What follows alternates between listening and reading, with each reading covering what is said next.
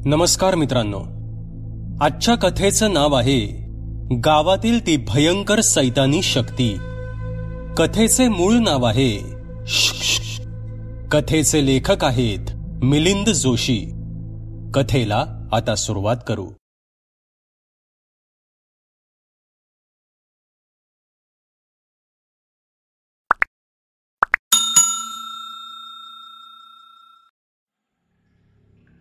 रात्रीच्या त्या भयाण अंधारात झाडाझुडपातून काट्याकुट्यांमधून जायबंदी झालेला हात तसाच धरून रोहित धावत होता. तो धावताना सारखं मागे बघत होता आणि अंदाज घेत होता, पण थांबत मात्र नव्हता. जीवाची भीती प्रसंगी माणसांकडून अशक्यप्राय गोष्टी करवून घेते, म्हणून त्याला इतकं धावता तरी आलं होतं. नाहीतर शहरात वाढलेला आयशो आरामाची सवय असलेला जरासा स्थूलतेकडे झुकलेल्या रोहितच्या देहाला इतकं पळणं केवळ अशक्य होतं. धावता धावता तो कसा बसा कच्च्या रस्त्यावर आला. तरीही मनात ती अनामिक भीती होतीच. शिकारी आणि सावज यातलं अंतर कोणत्याही क्षणी संपणार होतं. ते जे काही होतं ते कधीही समोर येऊन उभं राहणार होतं, आणि मग ते जे काही भयंकर होतं त्याला हा पाठशिवणीचा खेळ संपवायला केवळ एक क्षण पुरेसा होता.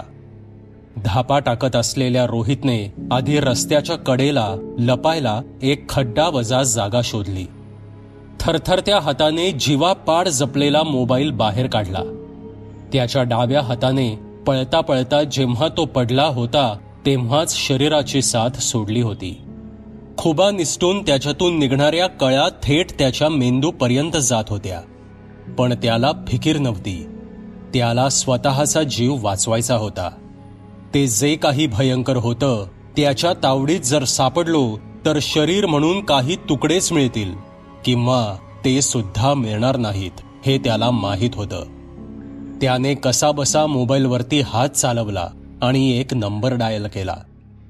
मोबाईलची रेंज धरसोड करत असल्यानं नंबर लागायला उशीर झाला. इकडे एका बंगल्यात रिंग वाजू लागली. झोपेत असणाऱ्या नीरजला फोन उचलायला जरा वेळच लागला, पण इकडे रोहितला एक एक क्षणही तासांसारखा वाटत होता. शेवटी नीरजने फोन उचलला. तो काही बोलणार इतक्यात पलीकडून खुसफुसत रोहित त्याला सांगू लागला, ते खरं आहे. गावकऱ्यांनी आजींनी सांगितलेल्या सगळ्या गोष्टी खऱ्या आहेत. मला वाचव निर्या, मला वाचव. रेंज नसल्याने आवाज जरी तोकडा येत असला तरीही रोहितला काय म्हणायचंय हे नीरजच्या लक्षात आलं होतं. तेवढ्यात इकडे वातावरण बदलू लागलं. हवा एकदम पडल्यासारखी झाली. रातकिडे एकाकी कोणाची चाहूल लागावी तसे एकदम चिडीत चूप बसले.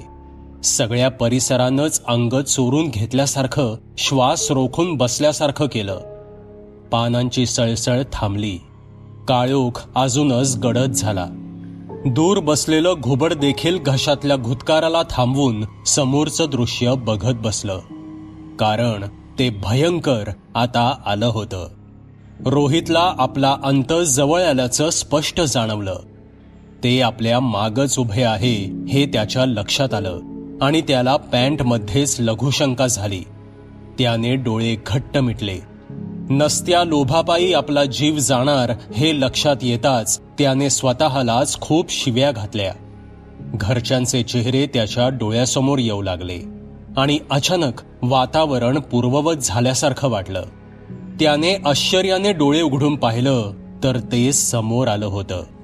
कमरेत काहीसं झुकलेलं, घशातून आवाजाऐवजी अभद्र घुरघुर येणारा, संपूर्ण शरीरावर झालेल्या जखमा आणि त्यातून रक्तासोबत येणारा चिकट पांढरा पू, तीक्ष्ण पण तितकेच घाणेरडे दात आणि भयावह नख, अंगाला येणारा अतिशय उग्र आणि घाणेरडा वास, डोळ्यांच्या जागी असणारी रिकामी कृष्णविवर, चपट नाक, ओठांच्या जागी फक्त रिकामी जागा, ओबडधोबड असा काहीसा मानव सदृश्य, काहीसा प्राण्यासारखा तो आकार त्याच्या समोर येऊन उभा राहिला होता.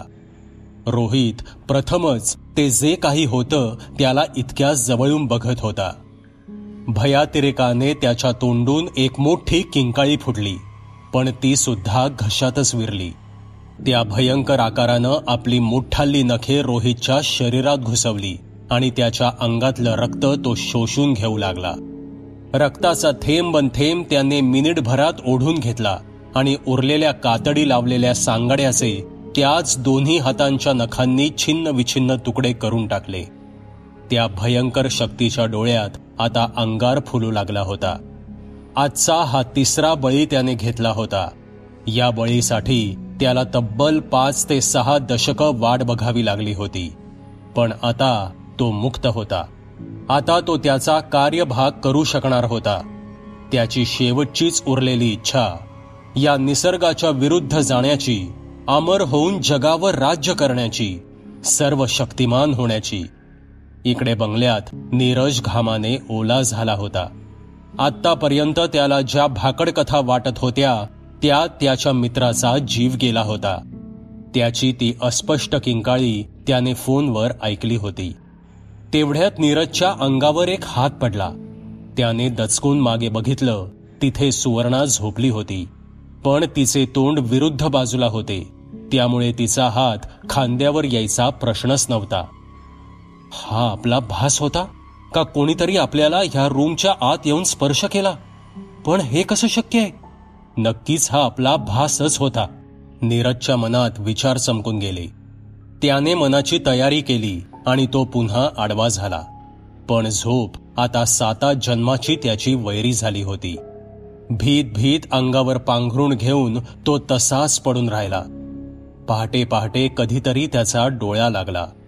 हे जे काही सर्व भयंकर रोहितच्या आणि नीरजच्या आयुष्यात घडत होतं त्याला जबाबदार होता तो भूतकाळ. ते साल होतं 1960. लक्ष्मणराव पाटील म्हणजे गावातलं बडप्रस्थ.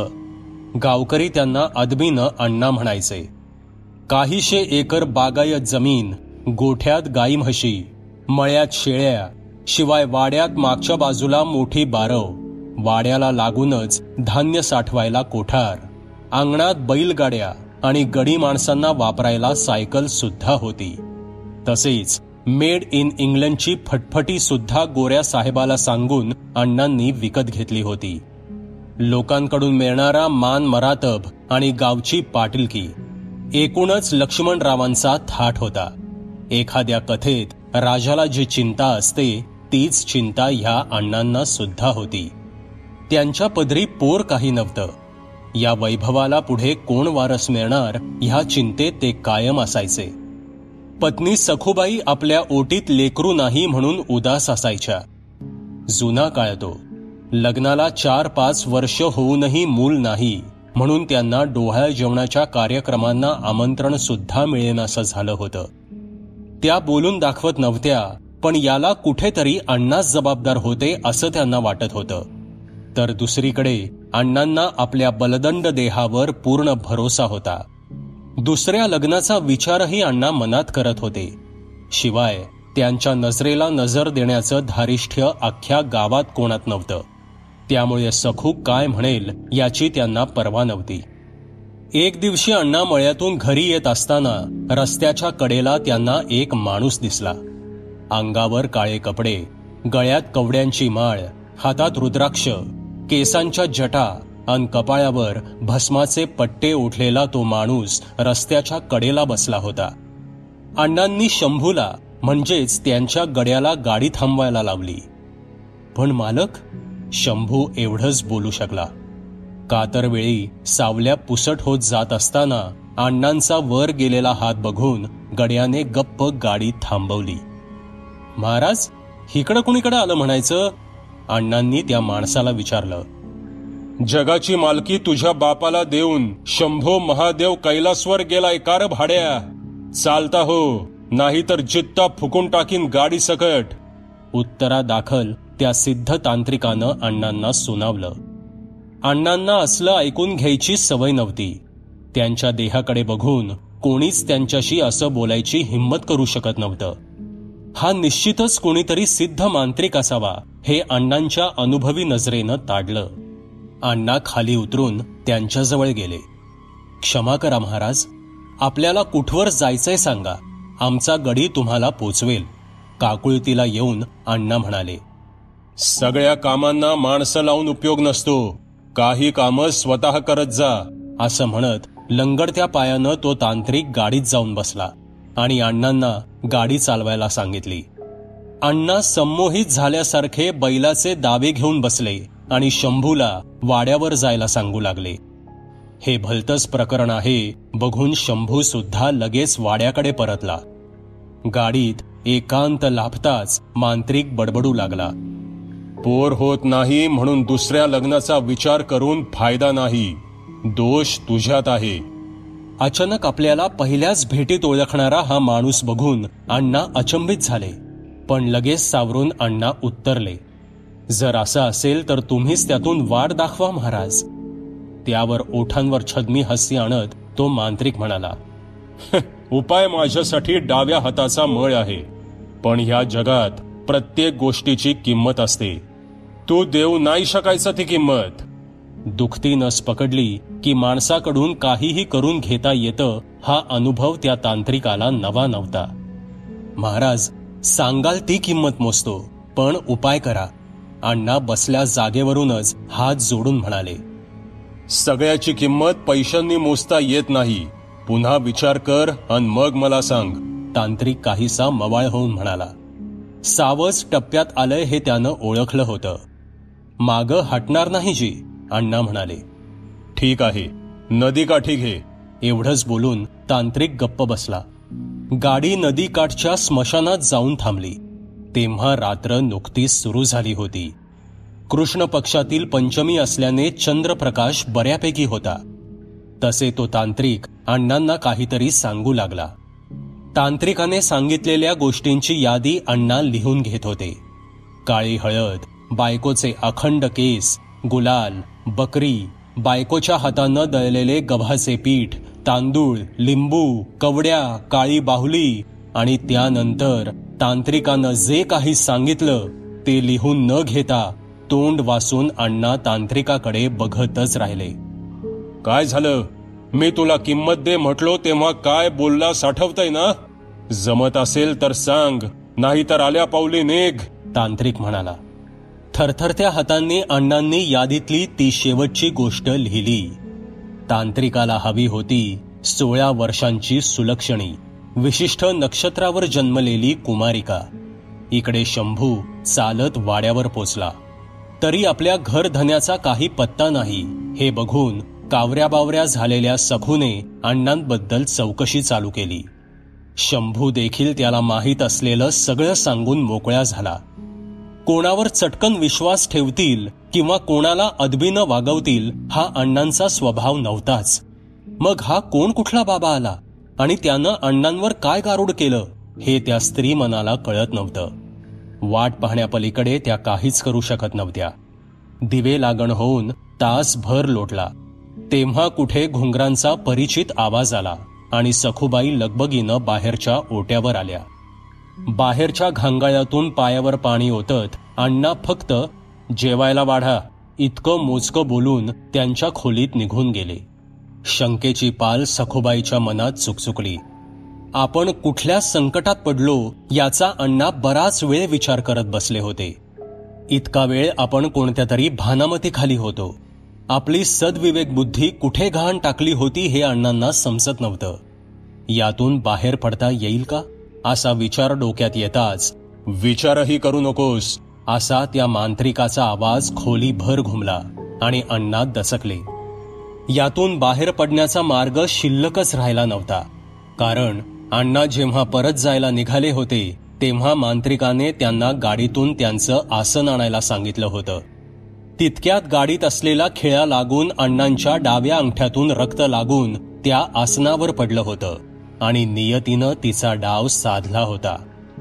गडगडाटी हसून मांत्रिकाने तो पाठमोरा असून सुद्धा, झाला, करार झाला, आता सुटका नाही अशी आरोळी ठोकून पळत जाऊन अण्णांच्या हातून ते आसन जवळजवळ हिसकावूनच घेतलं होतं. त्या घडलेल्या प्रकाराने अतिशय अस्वस्थ होऊन अण्णा खोलीत येरझाऱ्या मारत होते. त्यांना इतकं चिंतेत आजवर कोणीच पाहिलं नसावं. सखूबाईंनी गड्याकरवी जेवण तयार झाल्याचा निरोप अण्णांना पाठवला अण्णा निमूटपणे येऊन पानावर बसले, पण ते नीट जेवत नव्हते. त्यांनी भलतंच बालंट अंगावर ओढवून घेतलं होतं. हिम्मत करून सखू विषयाला हात घालणार इतक्यात समोरचं पान अर्धवट सोडून अण्णा उठून हात धुवायला गेले. तसं सगळं आवरून सखूबाई पाण्याचा तांब्या घेऊन खोलीत आल्या. अण्णांची पाठमोरी आकृती खिडकीतून बाहेर बघत होती. धीर करून सखूनं शेवटी विचारलंच, काय म्हटलं महाराज, यंदा शेतात बोरं कुठं करायची ते विचारायला गेले होते का तुम्ही? मुद्दाम विषयाला सरळ हात न घालता सखूनं गाडी दुसरीकडेच वळवली. त्यावर अण्णांचं काहीच उत्तर आलं नाही. हे बघून सखू त्यांच्या समीप गेली. अण्णांच्या डोळ्यात अश्रू बघून आश्चर्य, भीती, काळजी असे मिश्र भाव सखूच्या डोळ्यात आले. अण्णांनी हातचं काहीच राखून न ठेवता घडलेला सर्व घटनाक्रम सखूला सांगितला आणि हताश होऊन ते खाली बसले. सखूने त्यांना धीर दिला आणि पलंगावर झोपवलं. हेही करून बघू असं काहीसं पुटपुटत ती सुद्धा अण्णांशेजारी आडवी झाली. अमावस्येला अजून बराच अवकाश होता, पण अण्णा हात घाईला आल्यासारखे फिरत होते. कालची अंधारातली भीड चेपून अण्णांचा चेहरा नव्या उमदेनी चमकत होता. ह्याला कारण होतं त्यांना रात्री पडलेलं स्वप्न. त्यांच्या आणि त्यांच्या बायकोच्या हातात खेळत असलेलं छोटं मूल, नंतर त्याला शेती दाखवताना, शाळेत घालताना, जत्रेत नेताना असे काहीसे प्रसंग अण्णांना स्वप्नात दिसले होते. पण अण्णांना हे माहीत नव्हतं की हे काही त्यांना पडलेलं स्वप्न नव्हतं, तर कोणीतरी त्यांच्या खोल अंतर्मनात शिरून हे दृश्य त्यांना दाखवत होतं. तुझं काम उद्या होईल, हिम्मत नको हारूस असा संदेश सुद्धा त्यांना दिला गेला होता. पुढच्या 3 दिवसात शंभूला हाताशी धरून त्यांनी सगळ्या वस्तूंची जमवाजमव केली. बायकोला सांगून तिचा केस घेतला. तिला 3 शेर गहू दळायला लावून अण्णा बाहेर ओसरीत आले. शंभू ओसरीच्या पायरीवर विडी ओढत बसला होता. अण्णा येताच तो उभा राहिला. फटफटीला किल्ले लावत अण्णांनी शंभूला मागे बसण्याची खूण केली. जळती विडी तशीच फेकून शंभूने ओसरीवरची छत्री घेतली आणि तो अण्णांच्या मागे जाऊन बसला. गाडी गावात आली. कासब्यातून जाऊन पुढे सोनाराच्या गल्लीत गाडी वळली. तिकडे अण्णांचा एक सोनार मित्र होता, विनायक त्याचं नाव. त्याच्यापाशी येऊन अण्णांनी गाडी लावली. इकड तिकडच्या गप्पा झाल्यावर चहा द्यायला आलेल्या यसूवर अण्णांची नजर पडली. यसू म्हणजे विनायकरावांची 15-17 वर्षांची लेक. तिला पाहून अण्णा विचलित झाले. डोक्यावरचं ओझं कमी करायला मित्राकडे यावं आणि पुन्हा तेच लक्षात यावं, तेही मित्राच्याच मुलीच्या बाबतीत, हे अण्णांना पटण्यासारखं नव्हतं. कारण अण्णा सुद्धा तिला लेकीसारखंच वागवत होते. अण्णा निरोपाचं बोलून तिथून निघण्याकरता बाहेर आले आणि त्यांना हवं ते मिळालं. वहिनींना निरोप द्यायला म्हणून ते स्वयंपाक खोलीत डोकावत असताना अण्णांना आणखी एक मुलगी दिसली. वहिनी तिला वाजवीपेक्षा जास्त कठोर वागवत असताना दिसल्या. ती निमूटपणे ऐकून घेत समोरची कामं उरकून घेत होती. तिचा बांधा त्या सैलसर कपड्यात सुद्धा उठून दिसत होता. ती रंगानं उजळ असावी, पण उन्हात अन्हात कामं करून रंग हरपून गेला होता. केस काळेभोर आणि कुरळे होते. डोळे मोठे आणि पाणीदार होते. डोक्याच्या केसांपासून पायाच्या नखांपर्यंत नाव ठेवायला कुठेही जागा नव्हती. अण्णा झटकन बाहेर आले आणि शंभूला बाहेर पिटाळून पुन्हा बैठक खोलीत गेले आणि दबक्या आवाजात ते आतल्या मुलीची चौकशी करू लागले. विनायकराव पहिले काही बोलले नाहीत, पण अण्णांनी खूपच खोदून विचारल्यावर ते सांगू लागले, अरे अण्णा, माझंच कडू बीज नाही का रे हे? शांताबाई आठवत असेलच तुला? डोळ्या मारून विनायकराव बोलले. ते पुढे बोलू लागले, तिची आई रक्ताची उलटी करून गेली आणि हा धोंडा माझ्या गळ्यात मारला. मुळ्यावर उठली पहिल्याच वेतात, उसासा टाकत विनायकराव बोलत होते. पण इकडे अण्णांना आनंदाच्या उकळ्या फुटत होत्या. सुलक्षणी तर ती होतीच. विनायकराव, तुमची डोकेदुखी मी कायमची संपवतो. हिला माझ्याकडे कामाला पाठवा, अण्णा म्हणाले.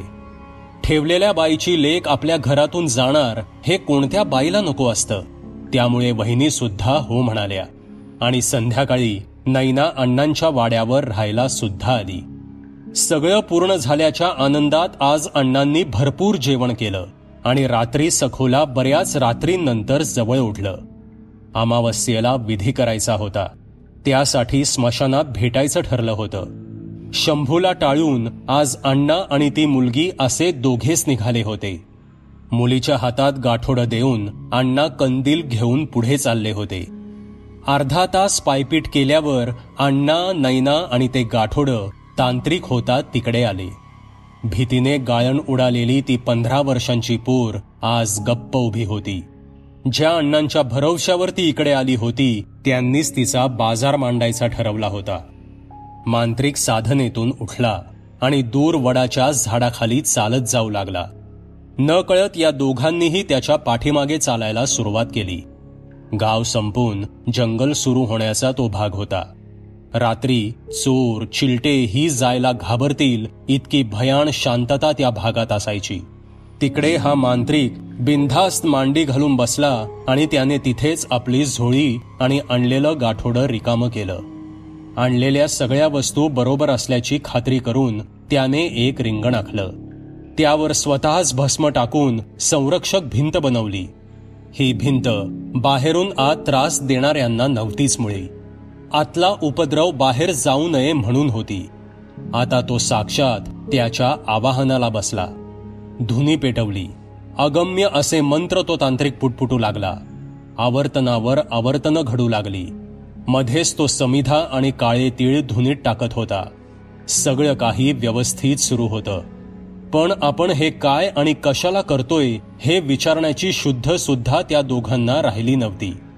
अण्णा आणि नैना भारल्यासारखे डोळे टक्क उघडे ठेवून मांत्रिकासमोर बसले होते.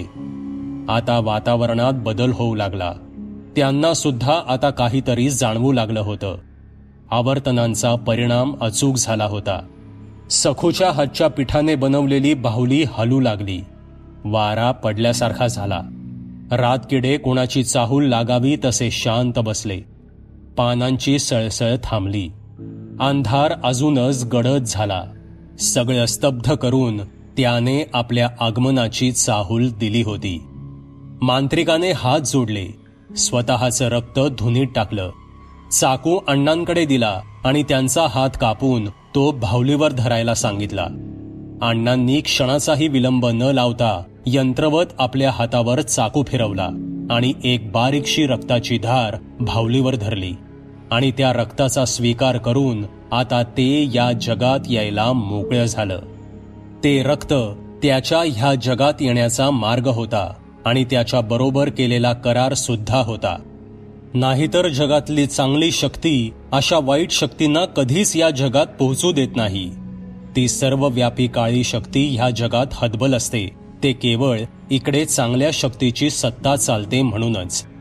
त्याच काळ्या शक्तीचा एक महाभयंकर हस्तक आज या मांत्रिकाने बोलावला होता. त्या बाहुलीचा आकार वाढत वाढत गेला.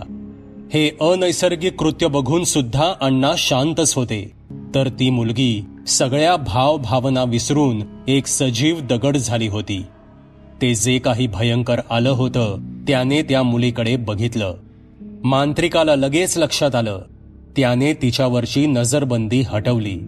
अण्णा अजूनही त्याच्याच कैदेत होते.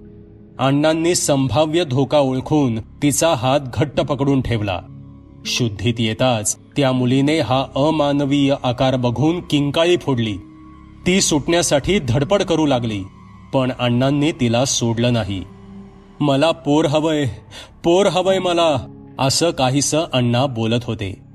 नैनाला त्यांच्या दिवसभराच्या आणि आत्ताच्या आवाजातला फरक त्यावेळी लक्षात आला.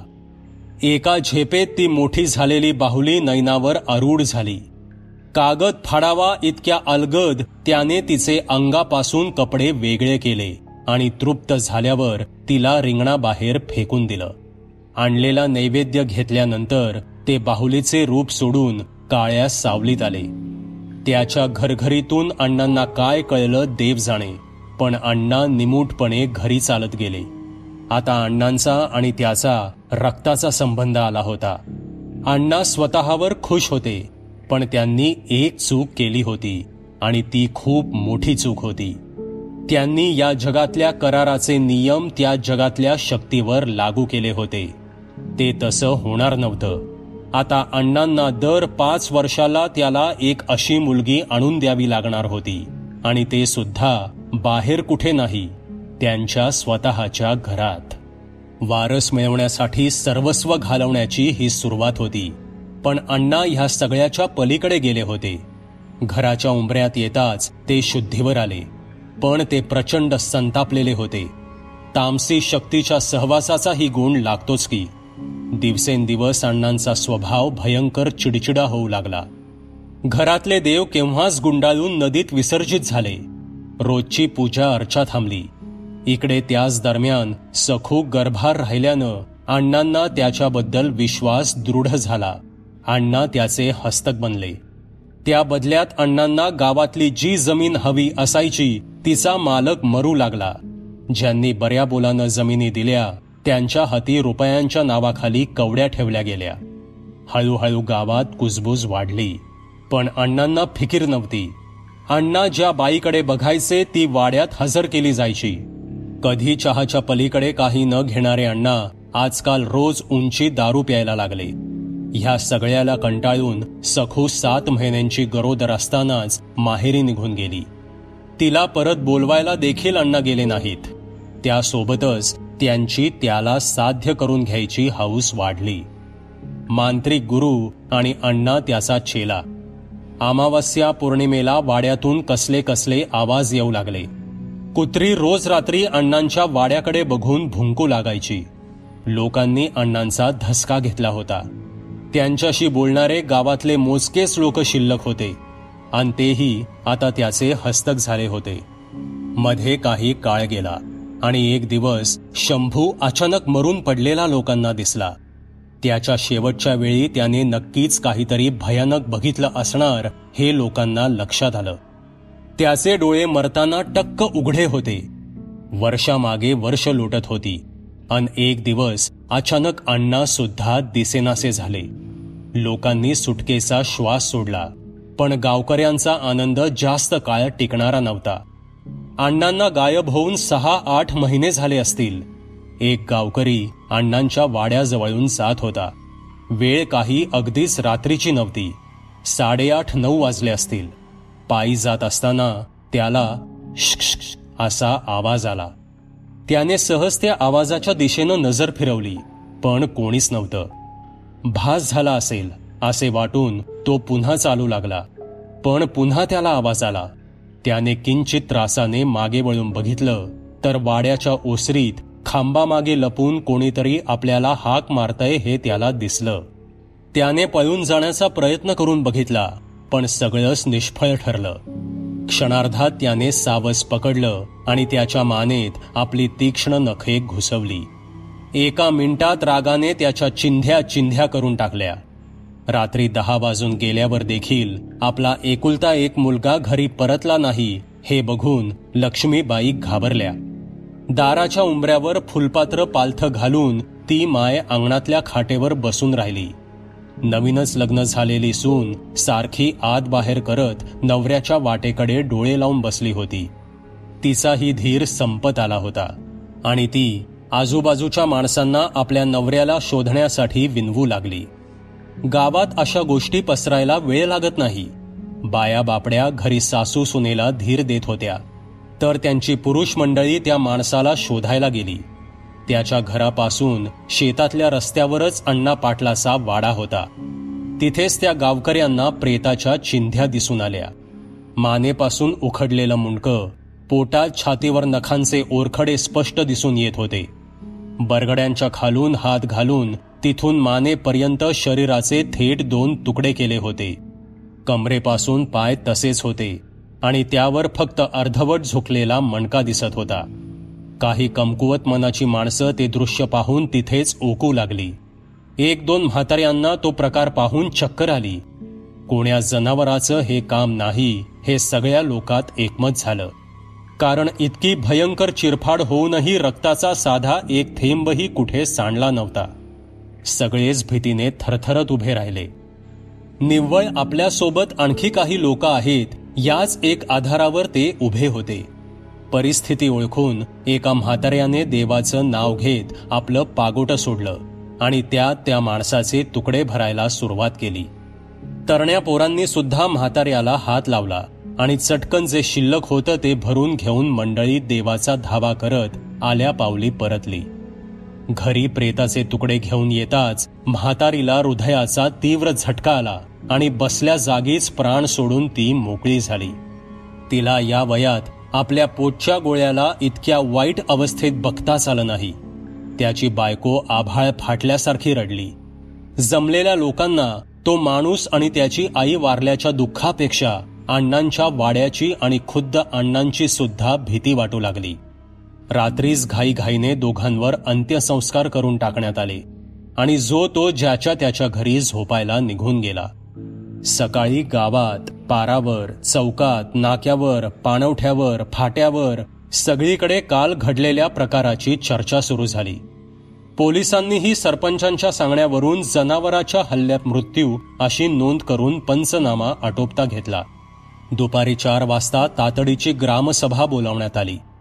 काल झालेल्या प्रकाराने आतून हादरलेल्या प्रत्येकाने त्या ग्रामसभेला हजेरी लावली होती. सरपंच मोजकेच पण सगळ्यांना पटेल असे बोलले. गावकऱ्यांनो, काल झालेला प्रकार काहीतरी इप्रित होता हे आपल्या समद्यासनी ठाव आहे. अण्णाबद्दल उडत उडत आपण सगळ्यांनीच ऐकलं आहे. त्याची कारभारीन त्याला सोडून पोटोशी असताना माहेरी गेली, ती परत आली नाही. त्यांच्याकडे कामाला असणारा शंभू बी अवचित आपल्याला सोडून गेला आणि स्वतः अण्णा पण एकाकी गुडूप झालेले आपण डोळ्यात देखत पाहिलं आहे. कालचा प्रकार आपल्याला धक्का लावणारा आहे. आपण लवकरात लवकर याचा बिमोड केला पाहिजे. गावातली जुनी खोडं आणि मी स्वतः मिळून काहीतरी निर्णय घेतलाय.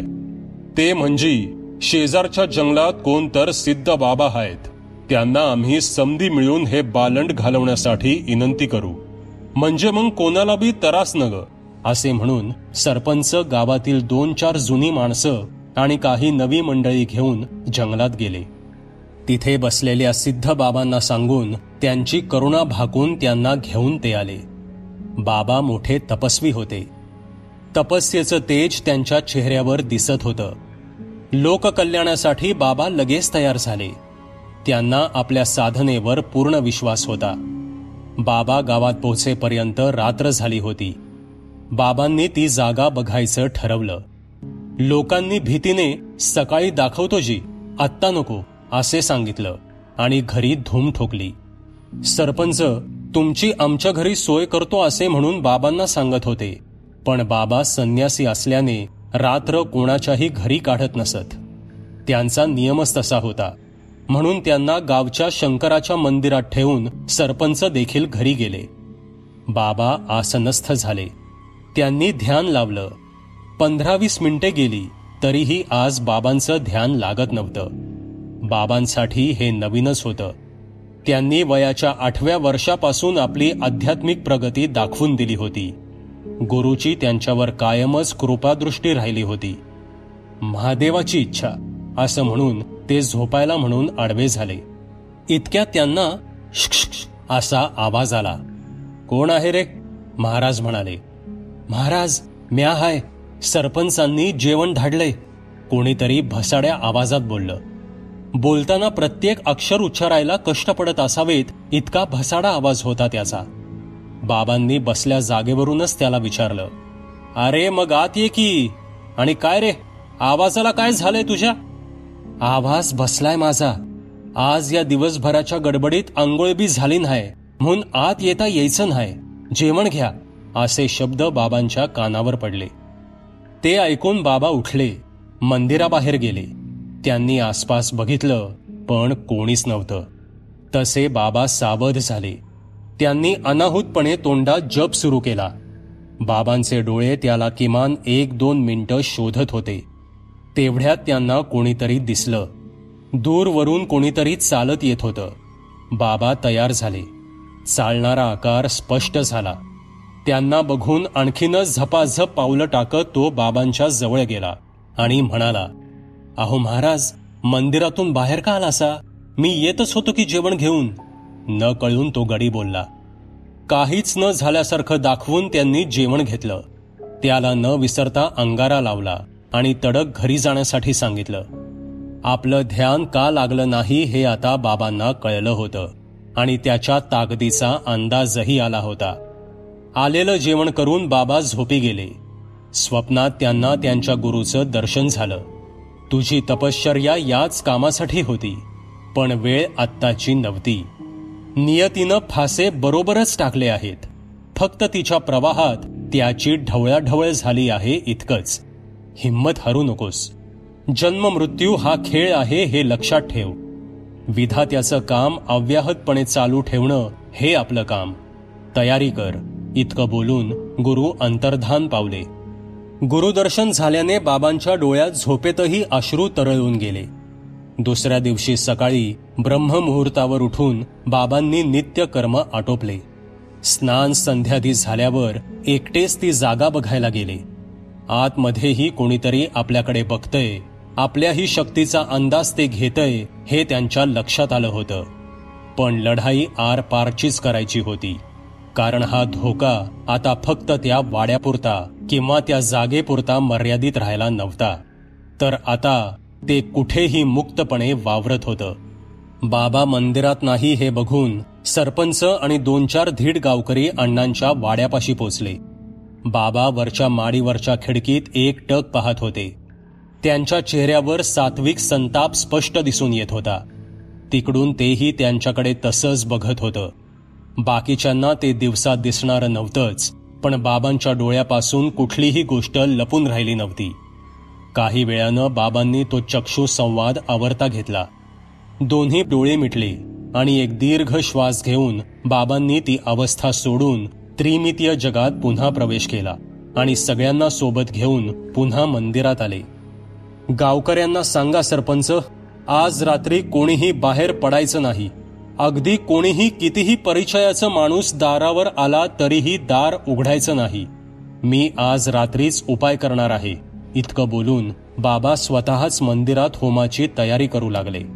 दिवसभर कसल्याशा मंत्राचं पुन्हा स्मरण, लघु अनुष्ठान चालू होतं. सगळी सिद्धता करून रात्री ते बाहेर पडले. त्यांच्यात आज आत्मविश्वास ठासून भरलेला दिसत होता. अख्ख्या गावातून चिडीचूप शांतता, रात्रीची वेळ आणि त्यातून फक्त त्यांच्या खडवांचा आश्वासक आवाज. वातावरण तरीही खूप भीतीदायक बनलं होतं. प्रत्येक माणूस जीव मुठीत घेऊन पोराबाळांना जवळ ठेवून बसला होता. बाबांनी वाड्यात प्रवेश केला. त्यांना सुरुवातीलाच खूप प्रतिकाराची अपेक्षा होती, पण तसं काहीच झालं नाही. ते सरळ मुख्य दरवाजा ओलांडून बैठकीत प्रवेश करते झाले.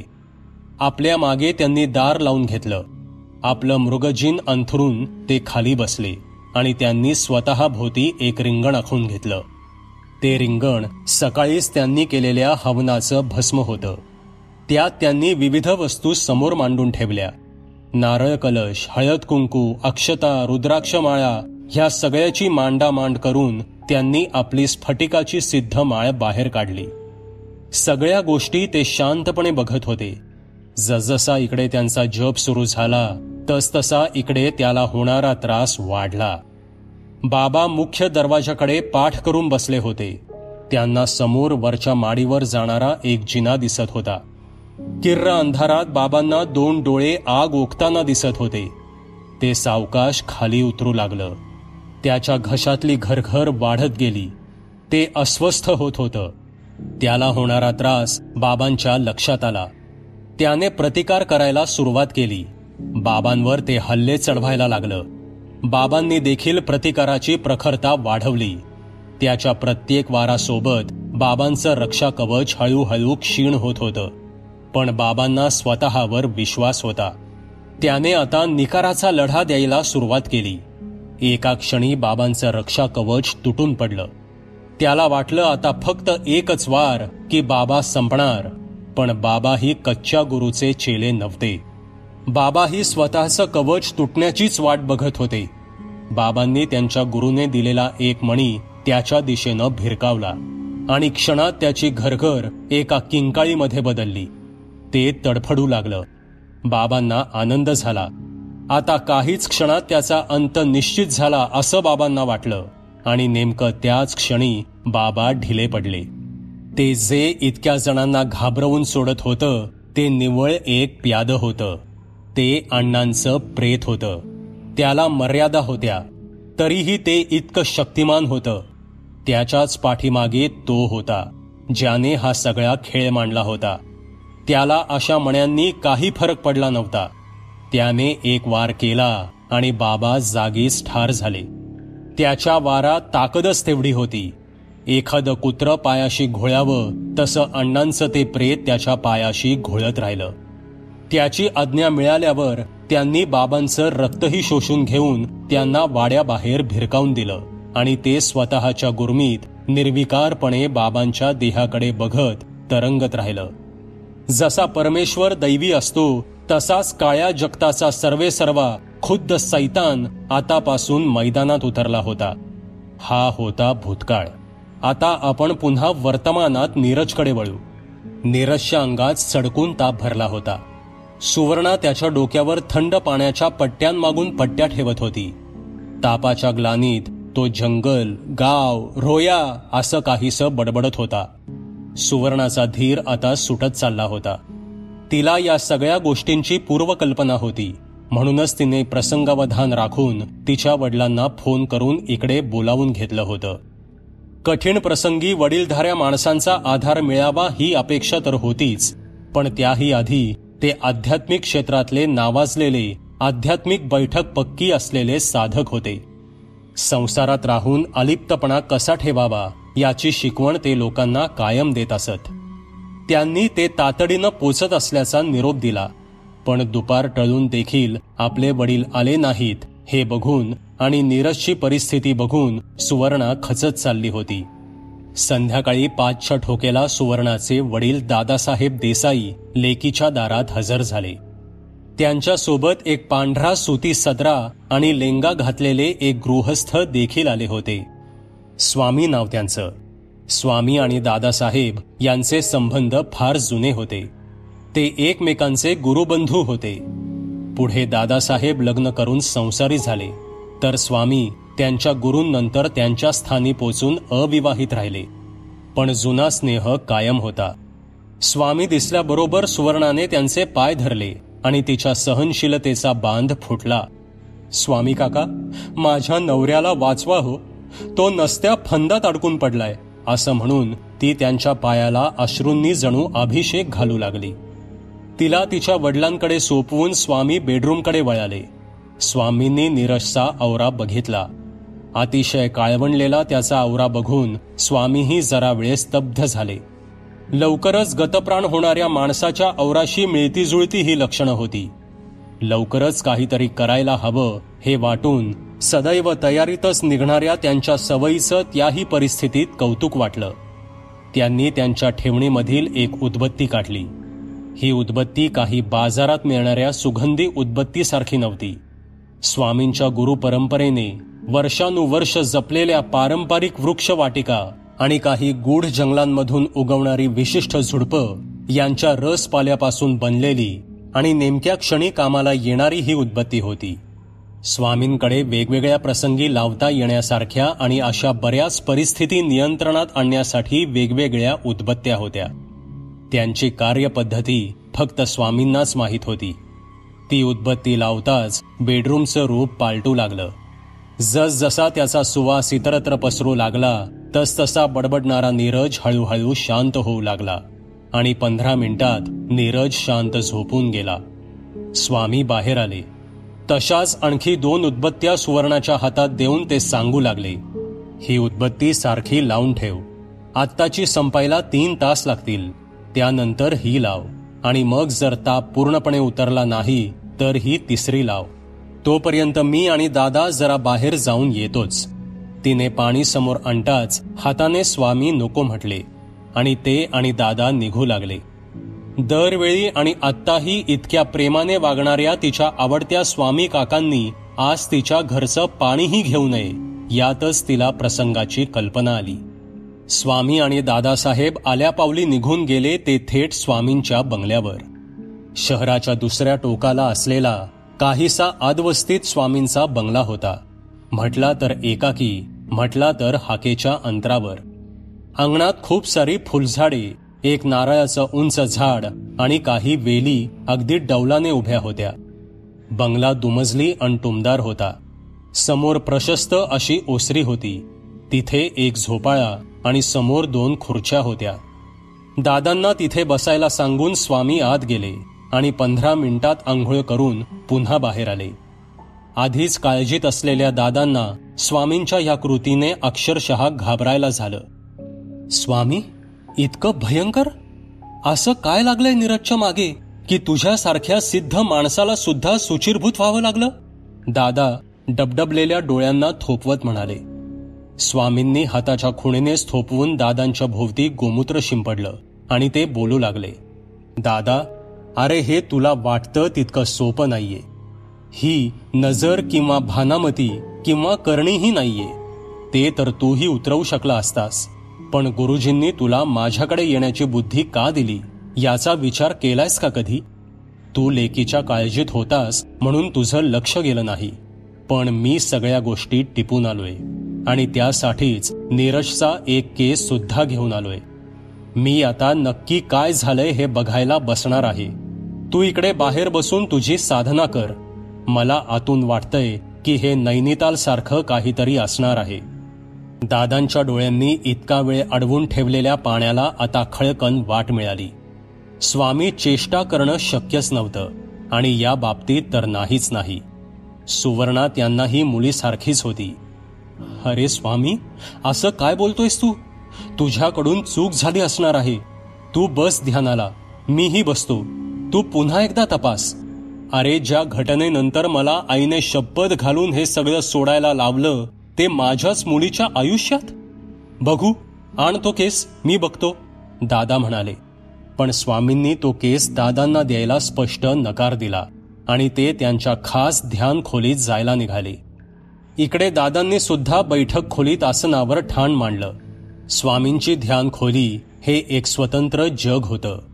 एकही खिडकी नसलेली ही खोली घरापेक्षा कायम थंड असे. तसं तर स्वामींचं अख्खं घरच रक्षा कवचानं सुरक्षित केलेलं होतं. पण ही खोली त्यातल्या त्यात सर्वात गडद संरक्षण असलेली होती. चित्रविचित्र गोष्टींनी भरलेली ही खोली संपूर्ण भगव्या रंगात रंगवलेली होती. तिच्या छतावर घुमट बनलेला होता.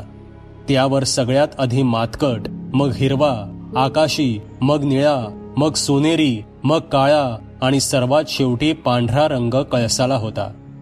समोर त्यांच्या गुरुदेवांची हाताने रेखाटलेली प्रतिमा होती. भिंतींना वेगवेगळ्या मंडळांमध्ये अनेक डब्या, काही पुडे, काही काचेच्या बरण्या होत्या. त्यात विचित्र गोष्टी भरून ठेवल्या होत्या. त्यातीलच एक मंतरलेली पाण्याची बाटली स्वामींनी खाली काढली. त्यानंतर एका दगडामध्ये ती मंतरलेली पाण्याची बाटली मोकळी करून त्यात नीरजचा केस टाकून त्यांनी ते पाणी ठेवणीमधल्या एका विशिष्ट मंत्राने गोल गोल फिरवलं. त्या दगडीमध्ये हालचाल झाली. मंत्रशक्तीने त्या पाण्याला हळूहळू पाऱ्यासारखा रंग यायला लागला. पाणी स्थिर झाल्यावर प्रथम अंधुक असणारी दृश्ये स्वामींना स्पष्ट दिसू लागली. इतर कोणालाही ते पाणी नेहमीसारखंच दिसलं असतं, पण स्वामी त्यांच्या गुरूंच्या दिलेल्या अंजनाने समोरचं दृश्य बघत होते. जवळजवळ तासभर त्यांनी सगळं बघितलं आणि सारा प्रकार त्यांच्या लक्षात आला. ज्याची भीती स्वामींना होती नेमकं तेच घडलं होतं. स्वामी हे सगळं बघून उठू लागताच समोर ठेवलेली मांडणी अचानकपणे हादरू लागली. काचेच्या बाटल्यांची किणकिण वाढली. इतकं संरक्षित असूनही खुद्द स्वामींना काही क्षण कळेना की काय चाललंय. पण क्षणात सावरून स्वामींनी त्यांच्या गुरुदेवांना नमस्कार केला. आतापर्यंत सगळी खोलीच हादरायला लागली होती. स्वामींनी डोळे मिटून घेतले आणि त्यांच्या गुरुचं स्मरण केलं. त्यांच्या कपाळावर घर्मबिंदू जमायला लागले. आठ्या पडल्या. स्वामींनी त्यांचा 3 अक्षरी मंत्र उच्चारला आणि सगळं शांत झालं. ही शांतता वादळाच्या आधीची शांतता आहे हे स्वामी ओळखून होते आणि तेवढ्यात स्वामींना कुठून तरी आवाज आला. स्वामी विजेच्या चपळाईने उठले. त्यांनी पटकन त्यांचं भस्म काढलं आणि त्या दगडीमध्ये ओतलं आणि तेवढ्यात त्यांच्यावर एक वार झालाच. स्वामींनी कसा बसा उपाय केला.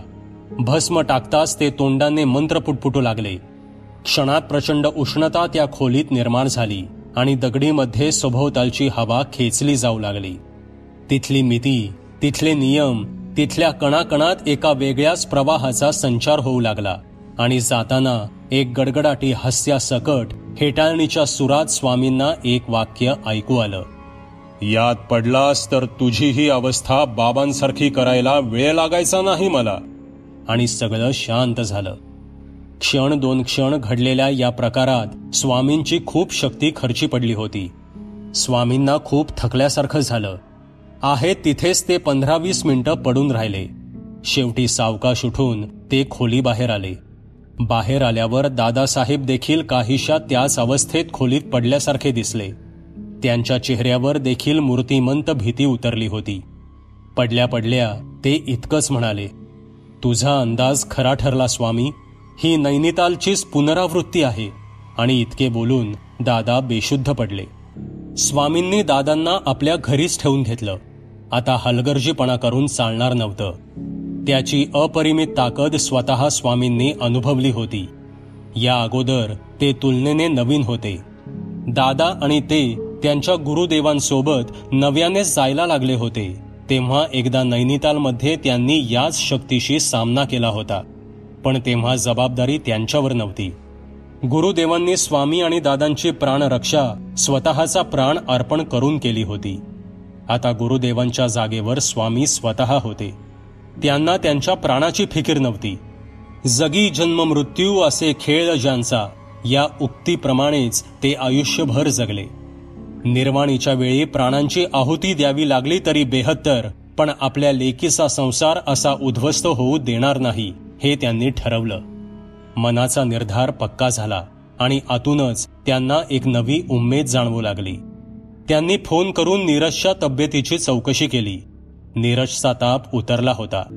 तरीही खबरदारी म्हणून एका शिष्याकरवी त्यांनी भस्म आणि वास्तू संरक्षक गोष्टी सुवर्णाच्या घरी पोच केल्या.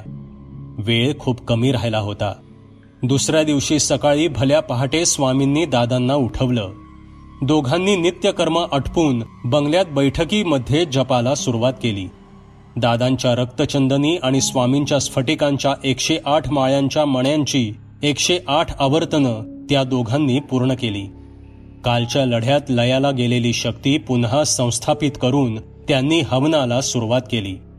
ही जोडगोळी गुरुदेवांची आवडती होती. सात्विकता, गुरुपायी एकनिष्ठता आणि शिकवलेल्या गोष्टी चटकन अंगीकारून त्यात प्रगती साधण्यात या दोघांचा सुरुवातीपासूनच हातखंडा होता. मानवी मनाला असणारे भावबंध, काम, क्रोधादी, षड्रिपू या दोघांना जणू शिवलेच नसावेत. इतके परोपकारी आणि निस्वार्थी असल्या कारणानेच गुरूंनी त्यांना अनेक गूढ विद्या, उपाय, कठोर साधना, साहित्य, दुर्लभ ग्रंथ यांच्याविषयी माहिती दिली होती. अडचण झाल्यास प्रसंगी शक्तिपात करून त्यांना काही दुर्मिळ अशा पुरातन अशक्यप्राय गोष्टी बहाल केल्या होत्या. त्यांची प्राणशक्ती कुंडलिनी शक्ती जागृत केली होती. थोडक्यात स्वामी काय किंवा दादा काय हे ही संपूर्ण सिद्ध पुरुष होते. शिवाय याच शक्तीशी म्हणजेच खुद्द सैतानाशी 2 हात करताना त्यांनी गुरूंना पाहिलं होतं. त्यात आपल्या गुरूंना प्राणार्पण करावं लागलं ह्याबद्दल त्यांचा सात्विक संताप सुद्धा होता. त्यामुळेच ते हिरिरीने कामाला लागले होते. पण सामना सुद्धा तुल्यबळ शक्तीशी होता. हवनाला सुरुवात झाली. समिधान मागे समिधा दिल्या जात होत्या. जातवेदी म्हणजेच अग्नीचं आवाहन झालं. त्या सर्व शक्तिमान अग्नीला साक्षी ठेवून संकल्प केला गेला. त्याची करुणा भाकून या दुष्ट शक्तीशी 2 हात करण्यास आम्हाला बळ मिळावं ही प्रार्थना करून झाली. आता आहुत्यांची वेळ होती. एका पाठोपाठ एक अशा अमूल्य आणि दुर्मिळ आहुत्या होमामध्ये देण्यात आल्या. वैदिक पौराणिक मंत्रांचे आवाहन आणि आवर्तन करून ती मंत्रशक्ती स्वतःमध्ये दोघे साठवून घेत होते. त्यासोबत प्रत्यक्ष लढायला लागणाऱ्या आणि सामान्य जणांना उच्चारताही न येणाऱ्या अशा काही क्लिष्ट व्यांजनांच्या बीजमंत्रांचे सुद्धा आवाहन आणि सिद्धी यांनी पूर्वीच केली होती. तेही तयार झाले. स्वामींनी त्यांचा गुरुदंड शुद्ध करून त्याचीही पूजा केली. आसीम शक्तीचा द्योतक असलेल्या त्या दंडालाही अनेक शतकांचा इतिहास होता. दरवेळी एका गुरुकडून तो नव्या गुरुकडे जात असे. पूर्वी त्यांच्या पंथांचे गुरु तो दंड कायम स्वतः बरोबर वागवत असत, पण गुरुदेवांनी जाणीवपूर्वक तो दंड अगदी मोजक्याच वेळी बाहेर काढला होता आणि यावेळी तो नक्कीच वापरावा लागणार हे त्यांना माहीत होतं. दोघांनाही क्षणभर एकमेकांच्या चेहऱ्यांमध्ये गुरुच्या चेहऱ्याचा भास झाला. दोघेही यज्ञ पूर्णत्वाला गेल्याचं समजून चुकले. सगळी सिद्धता झाली होती, पण अण्णांच्या गावापासून 30 किलोमीटर दूर असलेल्या सखूबाईच्या गावातल्या घरात सखूबाई सारख्या अस्वस्थ होत होत्या. 2 दिवस झाले तरी त्यांचा फडफडणारा डोळा काही केल्या शांत होत नव्हता. घडणाऱ्या अशुभाचे संकेत त्या वृद्धेला स्पष्ट मिळत होते. अर्धशिक्षित, जवळजवळ निरक्षर असणाऱ्या सखूबाईंना मोबाईलवर फोन लावताच येत नव्हता. जवळचा असं म्हणाल तर त्यांना फक्त एक नातू होता. ह्या जगात राहण्याची त्यांची एकमेव आशा, नीरज पाटील. एकटीने वाढवलेला त्यांचा मुलगा काही वर्षे आधीच बायकोसोबत फिरायला गेला आणि तिकडून त्याच्या अपघाताची बातमीच आली. तो शिकला, शहरात गेला, नाव कमावलं, पैसा कमावला, आईला त्याच्या सोबत शहरात घेऊन आला. पण सखूबाई काही शहरात रमल्या नाहीत. ज्यांच्या सोबत बालपण गेलं, नियतीने त्यांनाच आयुष्यभराचा सोबती बनवलं होतं, त्या भावाकडेच राहू लागल्या. सख्या बहिणीने जगावेगळं दुःख भोगलं असल्यानं त्यानेही आयुष्यभर मनापासून बहिणीचा सांभाळ केला. आयुष्यभर अविवाहित राहून त्याने बहिणीला पोसलं होतं, पण आता तोही या जगातला प्रवास संपवून निघून गेला होता. आधार म्हणावा तर एक गडी होता, त्यांच्या मुलाच्या वयाचा, पण तोही आज तालुक्याला सामान आणायला गेला होता. तोच दरवेळी फोन लावून देऊन नीरज आणि म्हातारीची फोनवर शाब्दिक भेट घडवून आणायचा. अस्वस्थपणे सखूबाई घरातल्या घरात फेऱ्या मारू लागल्या. आंबाबाईचा धावा करू लागल्या. आई, मुद्दल तर तू घेऊन गेलीस, पण त्याच्यावरचं व्याज माझा नीरज सांभाळ ग बाई. सखूबाईंचे हात नकळत जोडले गेले. डोळ्यांच्या कडा पाणवल्या. त्याने हट्ट केला नसता तर त्याला त्यांनी त्या वाड्याबद्दल किंवा अण्णांबद्दल कधीच सांगितलं नसतं. जेव्हापासून तो अण्णांच्या वाड्याहून परत आला होता तेव्हापासून म्हातारीच्या जीवाला घोर लागला होता. ह्याच विचारात सखूबाई असताना त्यांना कुठूनशी हाक ऐकू आली. नीरज बरा झाला असला तरीही त्याला प्रचंड अशक्तपणा जाणवत होता. त्याच्या फोनची रिंग वाजली तसा त्याने लगेच फोन उचलला. हा, बोला नाना. नाना, तुम्ही का रडताय? काय झालं? नानांनी उत्तरादाखल रडत रडत जे काही सांगितलं त्याने नीरजच्या पायाखालची जमीनच सरकली. सुवर्णा, अशी मोठ्याने हाक मारून त्याने टाहो फोडला. सखूबाई संपवण्यात आल्या होत्या. इकडे दादांचा आणि स्वामींचा खल सुरू होता. यज्ञ नुकताच संपन्न झाला होता. दिवसभर त्यांनी निर्जल उपवास करून यज्ञ सिद्धीस नेला होता. स्वामींनी दोघांकरता चहा करून आणला होता. आता लवकरच सामना होणार हे माहीत असल्याने त्यांनी आपसात कसे, कधी आणि काय करायचं, कोणती जबाबदारी कोणी सांभाळायची याची योजना आखायला घेतली होती. कोणी सुरक्षित नाही हे त्यांना यज्ञाच्या वेळी समजलं होतं. तेवढ्यात सुवर्णाचा फोन थेट स्वामींच्या फोनवर आला. अघटिताची चाहूल लागून स्वामींनी फोन स्पीकरवर टाकला. स्वामी काका, एवढंच बोलून ती रडू लागली. शेवटी नीरजने फोन हातात घेतला. खोल गेलेल्या आवाजात त्याने बोलायला सुरुवात केली. स्वामी काका, मी केलेल्या अपराधाची शिक्षा माझ्या आजीला मिळाली हो. त्यांनी आजीचा जीव घेतला हो. माझी चूक आहे ना, मग मला द्या ना शिक्षा. मी मरायला तयार आहे हो. असं काहीबाही बोलू लागला. त्याचे अश्रू आता सुकले होते, पण आजीच्या आठवणीने, तिच्या सुरकुत्या पडलेल्या हाताच्या मऊ मायाळू स्पर्शाच्या आठवणीने त्याचा गळा पुन्हा दाटून आला. त्या क्षणी स्वामींना त्याला प्रचंड झापावसं वाटू लागलं, पण एकंदर परिस्थिती बघता त्यांनी तो विचार बाजूला सारून मी आणि दादा घरी येतोय, घरातून कुठेही बाहेर जाऊ नका, इतकं सांगून फोन ठेवला. स्वामी आणि दादांचा यज्ञ पूर्ण झाला. इकडे नीरजची आजी अण्णांची शिकार झाली होतीच आणि नीरज निर्वाणीची भाषा करू लागला होता. स्वामी आणि दादांनी चहाचे ते अर्धवट कप तसेच ठेवून सगळे सामान आवरायला घेतलं. एका शिष्याला फोन करून इकडची आवरावर करायला सांगितली. स्वामींनी गाडी काढली आणि ते थेट नीरजच्या घरी आले. या वयातही त्यांनी गाडी वाऱ्याच्या वेगानं पळवली होती. कारण आता पुढचं लक्ष हेच ठरणार होतं. मनुष्य वाईट संगतीत राहिला की त्याला आपलं कोण आणि परकं कोण हे लक्षात येत नाही. स्वतःच्या हातानं स्वतःच्या वंशाचा बळी अण्णांचं ते प्रेत द्यायला निघालं होतं. पण त्यांच्या घराला असलेल्या सुरक्षा कवचानेच अण्णांना ते साध्य झालं नाही. म्हणून चवताळलेल्या अण्णांच्या प्रेताने स्वतःच्या बायकोचा घास घेतला होता. घरात येताच क्षणी स्वामींनी सगळी सूत्र आपल्या हातात घेतली. आजच्या यज्ञाच्या भस्माची एक एक चिमूट दोघांच्याही हातावर ठेवून ती पाण्यासोबत घ्यायला लावली. त्या दोघांनाही स्वामींकडच्या तीर्थाने अभिमंत्रित पाण्याने आंघोळ करावी असा आदेशही देण्यात आला. त्या दोघांनीही लगेच आवरून निघण्याची सिद्धता केली. दादा मध्येच म्हणाले, अरे स्वामी, पण सुवर्णाला तिकडे नेण्यात काय अर्थ आहे? तिच्या संरक्षणाची जबाबदारी नाहक वाढवून घेतोय आपण. ती इकडेच सुरक्षित राहील. त्यावर स्वामी म्हणाले, लेकीच्या प्रेमापोटी बोलतोयस तू हे दादा. नाहीतर सुवासिनी तिच्या नवऱ्याकरता वेळ आल्यावर प्रसंगी यमालाही थोपवते हे काय तुला माहीत नाही? ती आपली जबाबदारी नाही, ती आपलं शस्त्र आहे.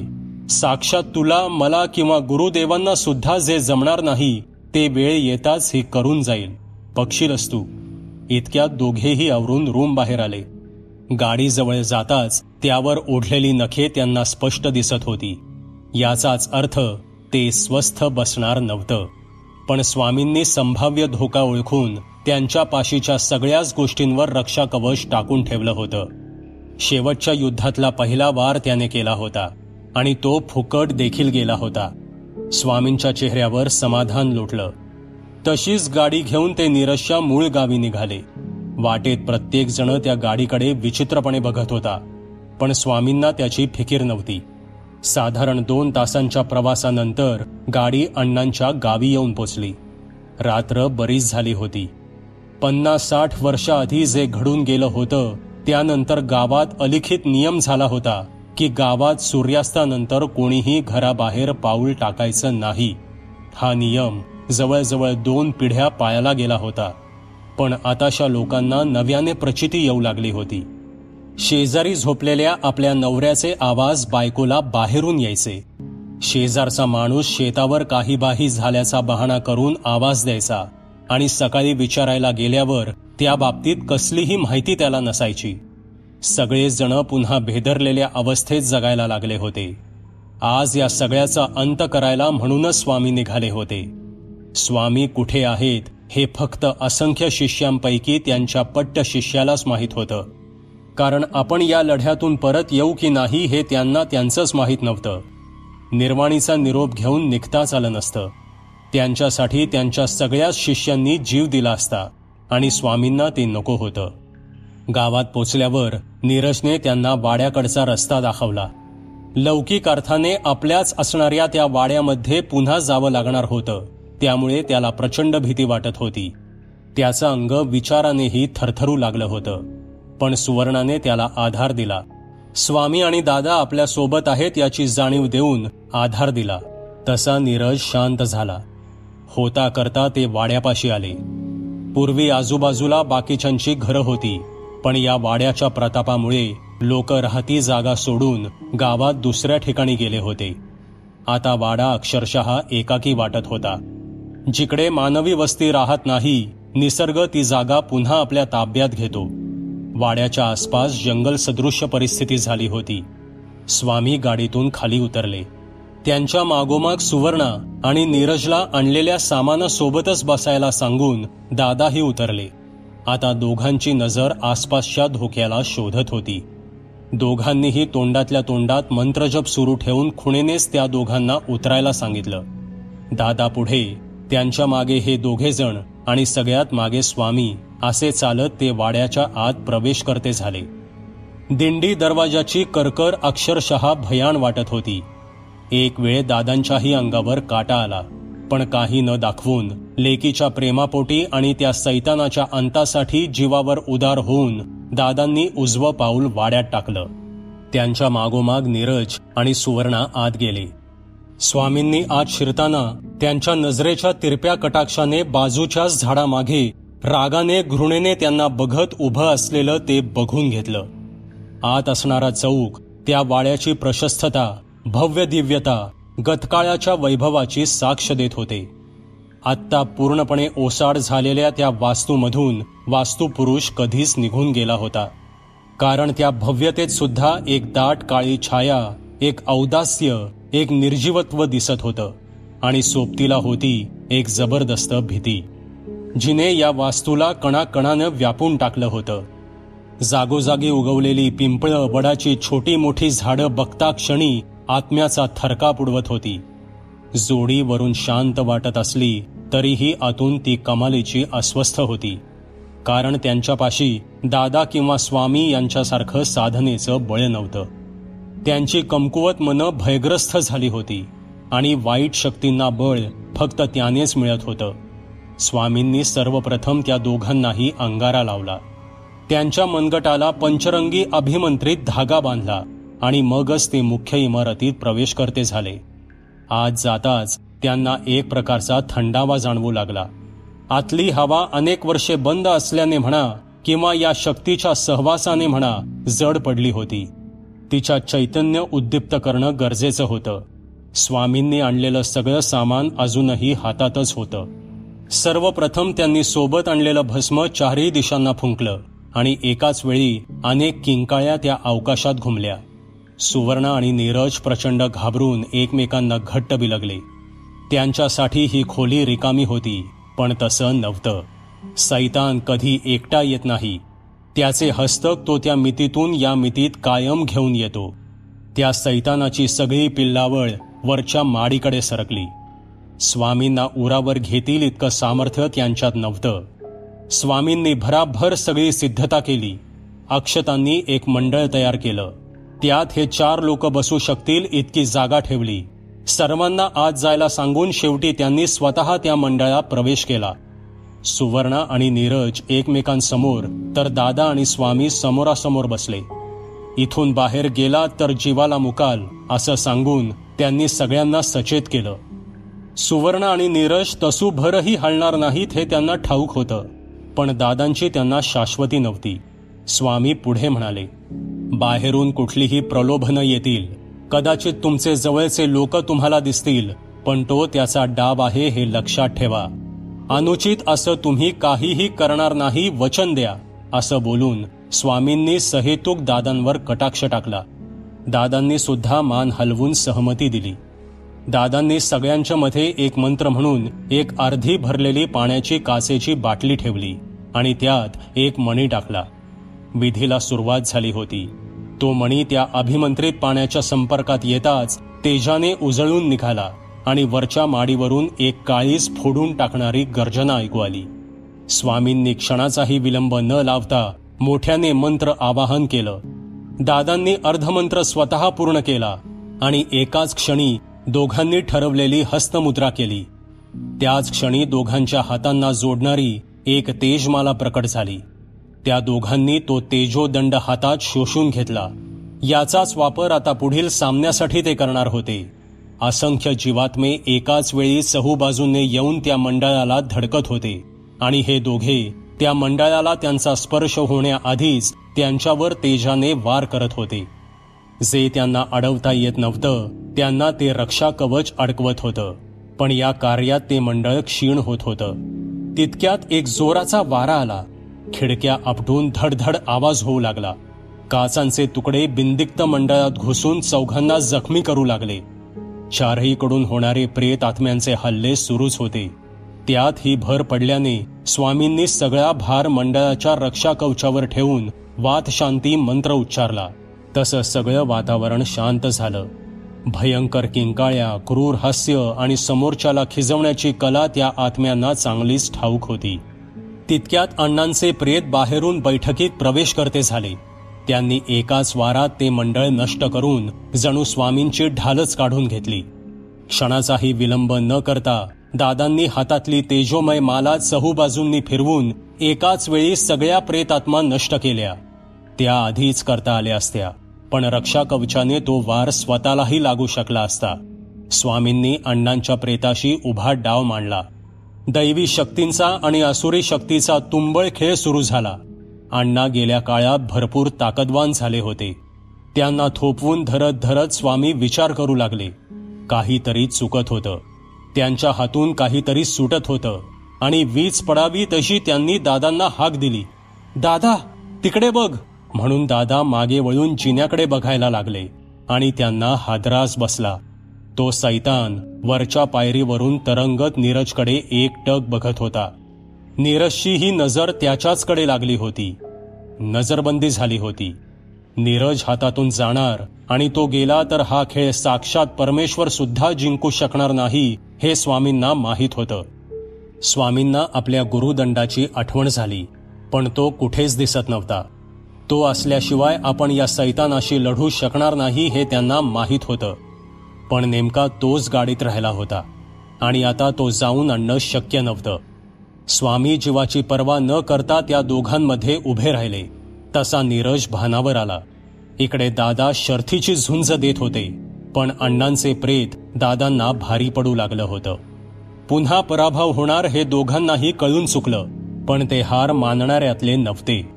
दादांनी भैरवाचं आवाहन केलं, पण त्यांचा मंत्र पूर्ण होण्याआधीच हाताच्या एका हालचालीने सैतानाने त्यांना भिरकावून लावलं आणि तो तरंगत खाली येऊ लागला. इकडे दादाही थकत आले होते आणि त्याच वेळी सगळी शक्ती एकवटून अण्णांच्या प्रेताने वार केला. दादांचा हात मनगटापासून तुटला. आता ते हस्तमुद्रा करूच शकत नव्हते. तरीही मंत्र म्हणून सामर्थ्याने ते पडती बाजू लढवत राहिले. सुवर्णाला इतकी भयानक परिस्थिती बघून मूर्छा आली होती. तिला जवळ ओढून डोळे मिटून नीरज येणाऱ्या मरणाची वाट बघत रडत राहिला. स्वतःच्या पश्चातापाशिवाय त्याच्याजवळ काहीही उरलं नव्हतं. सैतान वारामागून वार करत राहिला आणि स्वामी कसे बसे ते थोपवत राहिले. सैतान आणि अण्णा एकमेकांजवळ आले, तसे दादा स्वामींपाशी आले. मधोमध असलेल्या नीरज सुवर्णाला विधात्याच्या हाती सोडून भिंतीला पाठ टेकून हे दोघे अंगावर वार झेलत होते. आता एकच क्षण आणि सगळ्यांचा खेळ खल्लास. अण्णा भेसूर हसत घोगऱ्या आवाजात सैतानाला म्हणाले, मालक, संपवा यांना. सैतानाचा एकच वार आणि सगळं संपणार. आपण या सगळ्यांना मृत्यूच्या तावडीत टाकल्याचा पश्चाताप स्वामींना होत होता. आयुष्यात पहिल्यांदा अपयशी होण्याचं दुःख होत होतं. तर स्वतःच्या डोळ्यांदेखत स्वतःच्या लेक आणि जावयाला संपलेलं बघावं लागणार हे जाणून दादाही कष्टी झाले. आणि तेवढ्यात ओम चा ध्वनी अख्ख्या वाड्याच्या कणाकणात घुमला. प्रचंड शंखनाद झाला. सोबतच दोन दिव्य तेज फाकणारे स्तंभ उभे राहिले. हे इतक्या जलद गतीनं झालं की खुद्द सैतान देखील क्षणभर स्तंभित झाला.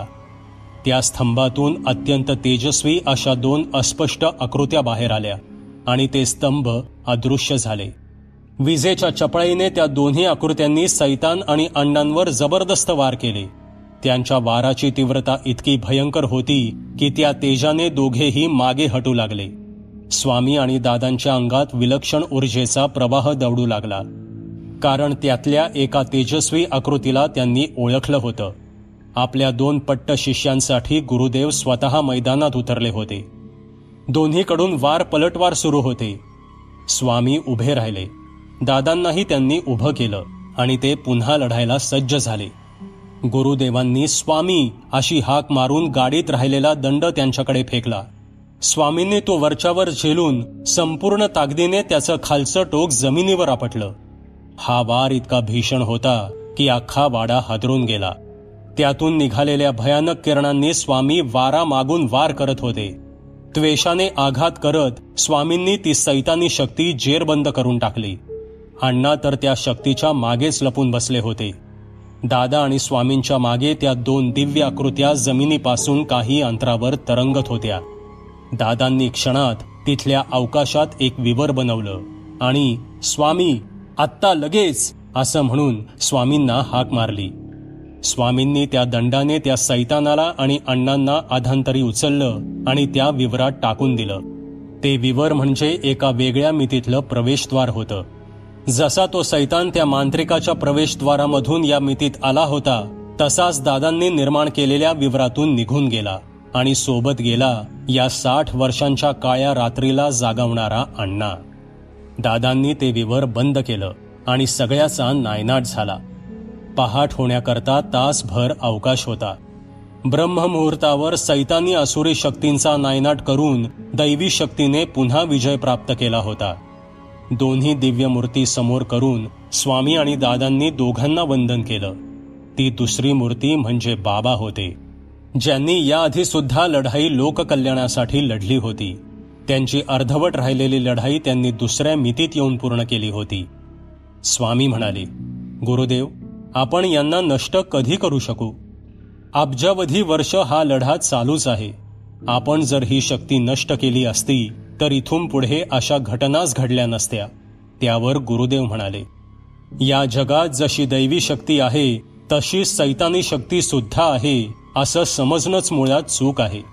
शक्ती कधीच चांगली किंवा वाईट नसते स्वामी. शक्ती ही शक्ती आहे. ती या भूलोकात अनुकूल नाही म्हणून आपण हिला वाईट समजतो. तिचा इकडचा संचार सजीव सृष्टीवर घातक म्हणून तिला आपण वाईट समजतो आणि म्हणूनच तिचा बिमोड इकडे करावा लागतो. बेबंद शक्ती म्हणजे एक प्रकारचं विषच आहे असं समज. गुरुदेवांच्या गोष्टी ऐकून स्वामी आणि दादा स्तंभितच झाले. आपल्याला अजून बरंच शिकायचंय हे त्यांच्या लक्षात आलं. त्यांनी पुन्हा एकदा दोन्ही आकृत्यांना नमन केलं आणि त्या आकृत्या पुन्हा अस्पष्ट होत नाहीशा झाल्या. पहाट होत आली होती. दादांनी सुवर्णा आणि नीरजच्या तोंडावर पाणी मारून त्यांना जागं केलं आणि सगळं काही ठीक झाल्याचं सांगितलं. ही पहाट त्या परिणित जोडप्यासाठी खऱ्या अर्थानं नवी पहाट ठरली. सगळे पुन्हा स्वामींच्या घरी गेले, शुचिरभूत झाले आणि नीरज एक एक प्रश्न विचारून स्वामींकडे त्यांची उत्तरं मागत होता. सुवर्णा सगळ्यांसाठी चहा बनवत होती. ती आली आणि स्वामी बोलायला लागले. अण्णांना एका वर्षी त्यांच्या कराराप्रमाणे मुलगी आणायला जमलं नाही आणि त्याने अण्णांचा घास घेतला, पण सैतानाने त्याला मुक्ती मिळू दिली नाही म्हणून ते पिशाच्य बनलं. तुझ्या आईवर शंभूची खूप श्रद्धा होती. तिचं काही बरं वाईट होऊ नये म्हणून शंभूने त्याचा मुलगा आणि बायको तुझ्या आजीसोबत देऊन त्यांना इकडे येऊ नका म्हणून सांगितलं, कारण घरात चाललेला प्रकार शंभू डोळ्याने बघत होता. त्यांची वाईट सावली आजीवर नको म्हणूनच त्यानेच हे केलं. हे जेव्हा अण्णांच्या लक्षात आलं तेव्हा अण्णांनी सैतानाला सांगून शंभूचा जीव घेतला. पण सैतान कुठलंही काम फुकट करत नाही. त्याने त्या बदल्यात तुझ्या आजोबांकडून 3 बळी मागितले. तेव्हाच तो अण्णांना सर्व शक्तिमान बनवणार होता. पहिला बळी गावकरी ठरला, दुसरा बळी बाबा महाराज ठरले, पण त्यानंतर गावकऱ्यांच्या शहाणपणाने त्याला तिसरा बळी मिळाला नाही. तुझा धंदा नीट चालत नव्हता म्हणून तू आणि तुझा बिझनेस पार्टनर रोहित वेगवेगळ्या वाटा शोधत होते. तू तुझ्या आजीकडे जाऊन हट्टाने त्या वाड्याविषयी माहिती घेतलीस आणि तो वाडा विकून धंद्यात पैसे गुंतवू म्हणून निघालास. वाड्याविषयी आजी आणि गावकऱ्यांनी सांगून सुद्धा तुम्ही ऐकलं नाहीत. तू घरी आलास पण रोहित तिकडेच थांबून कोणी गिऱ्हाईक मिळतंय का हे बघत बसला आणि त्याला त्यांचा तिसरा बळी मिळाला. आणि अण्णांना त्याने काही शक्ती देऊ केल्या, पण सर्व शक्तिमान होण्याकरता अण्णांना त्यांचंच रक्त हवं होतं. तुझ्या वडिलांनी लहानपणापासून खूप देवधर्म केला म्हणून त्यांना काहीही इजा झाली नाही, पण तू तसा नव्हतास.